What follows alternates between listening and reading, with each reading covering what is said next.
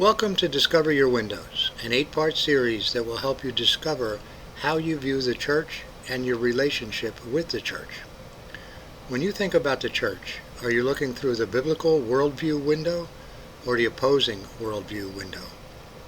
Each week, a new topic will be explored with the help of Biblical Bev and Secular Steve, two church members who are having a conversation during coffee hour after worship. The third window is the window of image. Through the biblical worldview window, you see that you are to go to the world. Through the opposing worldview window, you see that you expect the world to come to you.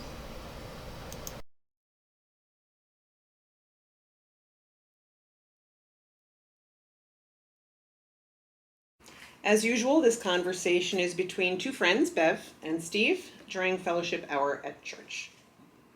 Steve, it's good to see you again. I missed you last week since I was away. How is our fisher of people? I'm doing just fine, Bev. But hey, I'll see you next week, okay? Whoa, time out. That is not okay at all. There's some fishy-smelling fishermen around here, and I think it's you. Honestly, Bev, your well-meaning plan to make disciples didn't work.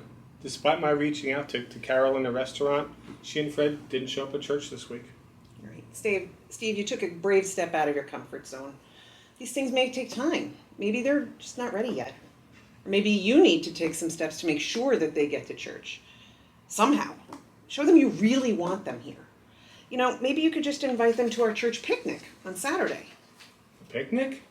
Bev, I issued a clear invitation for them to join us. Worship, picnic, who cares? The ball's in their court now. Their decision. That's just the way the world works. If that's the way the world works, maybe we're due for a change. I don't think that's the way Jesus rolls. Maybe then you want me to drive them to the picnic in my new turbocharged Lexus GX 4000 Superior? Actually, that's a great idea. Hey, folks, let's forget Steve for a minute. Let's just have a talk between you and me.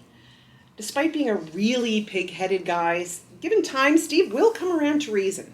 Case in point. So you were saying, Steve?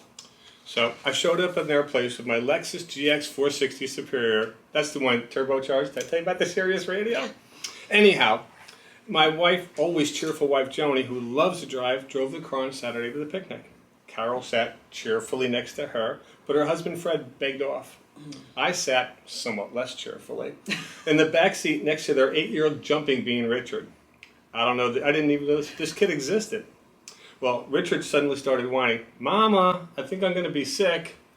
Oh, Carol just called out, "Think good thoughts, Richard."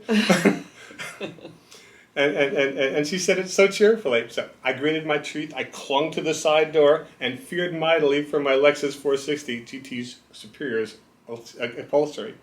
But I knew in my heart this was really a new beginning. Amen.